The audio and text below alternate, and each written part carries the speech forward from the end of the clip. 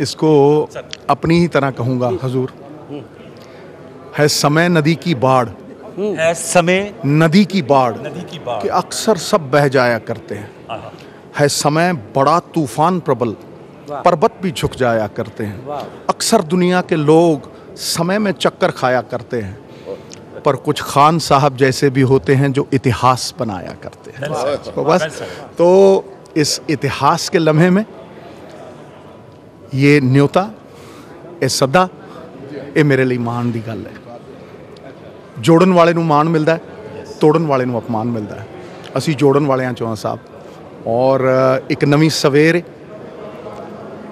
इस मुल्क की परसैप्शन नूं, तस्वीर और तकदीर नूं बदलने वाली सरकार है, जिहदे ते आस और उम्मीद बड़ी।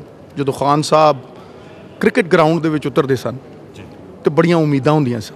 It is called the weight of एक्सपैक्टेशन।